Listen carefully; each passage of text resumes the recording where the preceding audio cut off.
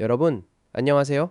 아이러브 나인입니다. 오늘도 찾아와 주셔서 진짜 반갑고요. 아직 구독 안 하신 분들은 영상 끝까지 보시고 구독 버튼 한 번만 눌러주세요. 오늘 주제 저 개인적으로도 엄청 기다려온 얘기라서 진짜 신나게 풀어볼게요. 자, 오늘 주인공은 바로 테슬라 로드스터입니다. 테슬라 하면 요즘 사이버 트럭이니 사이버 캐비니 얘기가 많은데 사실 테슬라 팬들 사이에서 수년째 대체 언제 나오냐로 기다리고 있는 차가 하나 있어요. 그게 바로 차세대 로드스터예요. 근데 이 차 또 연기됐습니다. 네, 또요. 일단 배경부터 짚고 갈게요. 테슬라가 처음 차세대 로드스터 공개 일정으로 잡았던 건 2025년이었어요. 그런데 그게 불가능해 보이자 2026년 4월 1일로 미뤘죠. 만우절 날 공개하겠다는 거였는데 생각해보면 테슬라답게 좀 장난스럽고 대담한 선택이긴 했어요. 근데 그 4월 1일도 결국 안 됐습니다. 일론 머스크가 직접 X에 올라온 게시물에 댓글을 달면서 아마 4월 말쯤 될 것 같다고 밝혔거든요.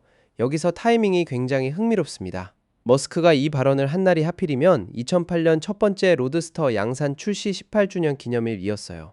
그냥 우연히 그날 답글 단 게 아니라 로드스터의 역사를 되짚는 게시물에 반응하면서 새 일정을 언급한 거거든요. 나름 시적인 타이밍이라고 해야 하나요? 팬들 입장에선 씁쓸하면서도 기대가 되는 묘한 순간이었을 거예요. 머스크는 이어진 별도 게시물에서 이번 공개 행사가 뱅거 넥스트 레벨, 그러니까 완전 다음 레벨의 폭발적인 이벤트가 될 거라고도 했어요. 말로만 대단하다는 소리는 이제 익숙하긴 한데 로드스터에 한해서는 그 기대치가 워낙 높게 쌓여 있어서 이번엔 진짜 뭔가 보여줘야 할 타이밍이라는 것도 다들 알고 있죠. 그렇다면 이 차가 왜 이렇게 기대를 받느냐, 공개가 계속 밀리면서도 왜 사람들이 아직도 관심을 끊지 못하느냐, 그 이유를 제대로 얘기해 봐야겠어요. 테슬라가 차세대 로드스터에 대해 공식적으로 내세워온 퍼포먼스 수치가 있는데요. 0에서 60마일, 그러니까 약 시속 97km까지 도달하는데 2초가 채 걸리지 않는다는 겁니다. 이게 얼마나 빠른 건지 감이 오시나요? 현재 지구상에서 양산되는 차들 중에서 이 수치를 달성한 차가 없어요. 세계에서 가장 빠른 양산차 타이틀을 가져오겠다는 선언이나 다름없는 거죠. 근데 단순히 전기모터 출력만 올린다고 이게 가능한 게 아니에요. 그냥 힘만 세다고 빠른 게 아니라 타이어가 그 힘을 노면에 전달할 수 있어야 하거든요. 너무 강한 힘을 순식간에 쏟아내면 바퀴가 헛돌아 버리거든요. 일반적인 접지력만으로는 물리적으로 한계가 있는 겁니다. 그래서 테슬라가 특허를 낸 기술이 뭐냐면 바로 펜카 기술이에요. 펜카는 말 그대로 펜, 즉 선풍기 같은 장치를 차체에 달아서 차 아래쪽의 공기를 강제로 빨아들임으로써 차를 노면에 붙게 만드는 기술이에요. 공기 역학적으로 차를 아스팔트에 흡착시키는 거죠. 그렇게 하면 타이어가 훨씬 강한 힘으로 노면을 잡을 수 있어서 일반적인 물리법칙이라면 불가능했을 가속력이 가능해지는 겁니다. 그런데 이 펜카 기술이 왜 특별하냐면 포뮬러1에서 아예 금지된 기술이기 때문이에요. F1은 기술 경쟁의 끝판왕이라 할 수 있는 레이싱 무대인데 거기서조차 너무 불공평한 이점을 준다는 이유로 퇴출당한 기술을 테슬라가 양산차에 적용하겠다고 나선 거예요. 이게 단순한 광고 문구가 아니라 실제로 특허까지 출원한 상태라는 게 포인트입니다. 머스크는 또 이번 차 시연이 unforgettable, 절대 잊지 못할 경험이 될 거라고 했어요. 펜카 기술이 실제 시연에 등장한다면 그 말이 틀리지 않을 것 같기도 하죠. 한편 발표 일정이 계속 바뀌는 동안에도 테슬라 내부에서는 출시 준비를 착실히 진행해온 흔적들이 특허와 상표 출원 기록을 통해 드러나고 있어요.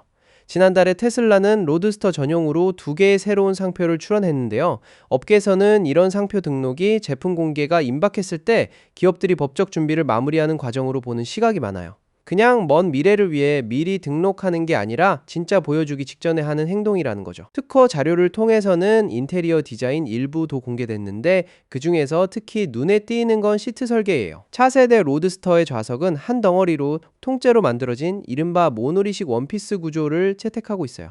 그리고 이 시트는 메가 캐스팅 방식으로 제작됩니다. 왜 이렇게 만드냐면 차가 2초 이내 60마일까지 치고 나갈 때 탑승자가 엄청난 G포스, 즉 관성력을 받게 되는데 일반적인 시트 구조로는 승객이 옆으로 쏠리거나 앞으로 튕겨나가는 걸 제대로 잡아줄 수가 없어요.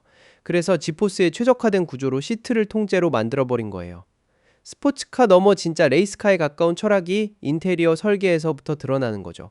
근데 여기서 잠깐 솔직하게 짚고 넘어가야 할 게 있어요. 테슬라는 원래 2025년에 이 차를 공개할 계획이었어요. 그게 안 됐고 2026년 4월 1일로 미뤘다가 이제 4월 말이라고 하고 있죠. 이 흐름을 지켜본 사람이라면 또 바뀌는 거 아냐? 라는 생각이 드는 게 당연해요. 저도 솔직히 그 마음이 100% 이해가 되거든요. 근데 동시에 이번에는 상황이 조금 다르다는 신호들도 있어요. 상표 2개 등록, 특허로 드러난 구체적인 인테리어 설계, 펜카 기술 특허 출원까지.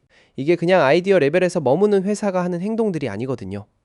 뭔가 실제로 보여줄 준비가 됐을 때 이런 것들이 몰려 나오는 거예요. 18주년 기념일과 공개 일정 발표가 겹친 것도 팬들한테는 이 차의 역사를 기억해라, 진짜 올 거다라는 일종의 메시지처럼 느껴졌을 수도 있어요. 첫 번째 로드스터가 2008년에 출시되면서 테슬라가 전기차도 빠를 수 있다는 걸 세상에 처음 증명했잖아요. 차세대 로드스터는 그 증명을 다시 한번 훨씬 더 강하게 하려는 거고요. 그리고 여기서 이 차가 테슬라에 갖는 의미를 한번 더 생각해봐야 해요. 요즘 테슬라의 방향성을 보면 사이버캡처럼 대중시장을 겨냥한 모델에 집중하는 흐름이 뚜렷해요. 더 많은 사람들이 탈 수 있는 차, 더 저렴하고 실용적인 차, 그건 분명히 중요하고 맞는 방향이에요.